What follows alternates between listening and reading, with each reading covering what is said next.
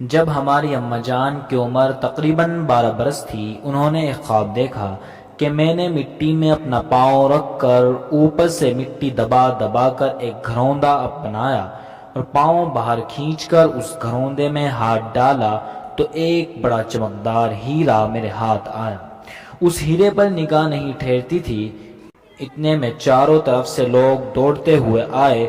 وہ کہہ رہے تھے، یہ ہیرا بہت قیمتی ہے، تمہیں کہاں سے ملا ہے؟ ایک نے کہا، اس نادر ہیرے کو سنبھال کر رکھنا، کہیں کوئی اسے تم سے چھین نہ لے۔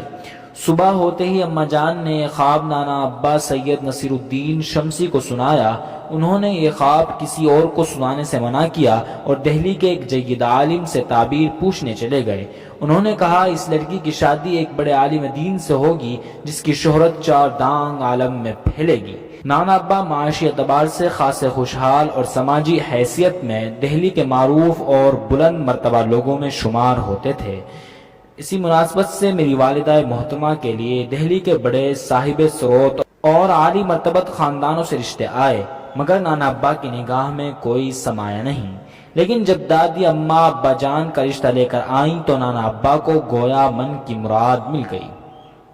ابا جان کی زندگی کا بیشتر حصہ مسلسل سفر، نقل مکانی یا معاشی عدم استحکام میں گزر رہا تھا۔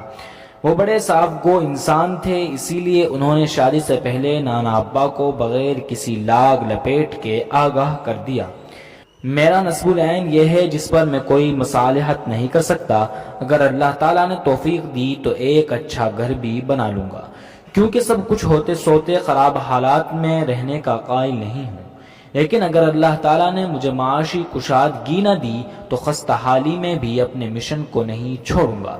اس بات کا جواب ہمارے نانا جان کے والد گرامی نے خط کے ذریعے دیا اور روانہ کرنے سے قبل اماں جان اور ہمارے نانا ابا اور نانی امی کو سنایا۔ اماں جان کے بقول اس خط میں لکھا تھا، ہماری بیٹی محل میں بھی تمہارا ساتھ دے گی اور جھونپڑے میں بھی تمہارے ساتھ رہے گی۔ اماں جان کہتی تھی، دادا ابا کا یہ جملہ ساری زندگی میرے کانوں میں گونجتا اور میرے عزم اور ارادے کو تقویت دیتا رہا۔ 15 مارچ 1937 کو اماں جان کی شادی دہلی میں ابا جان سے ہو گئی۔ مہر کی رقم 2000 تھی۔ ابا جان نے صاف کہہ دیا تھا، مہر ادا کرنے کے لیے ہوتا ہے، اس لیے مقررہ مہر سے زیادہ ادا کرنے کی حیثیت نہیں رکھتا۔ بری میں ایک ساڑھی اور ایک انگوٹھی آئی۔ یہ وہ زمانہ تھا جب دہلی کے شرفاء میں 1.25 لاکھ سکہ رائج الوقت مہر لکھا جاتا تھا، لیکن ادا کرنے کا کوئی رواج نہیں ہوتا تھا۔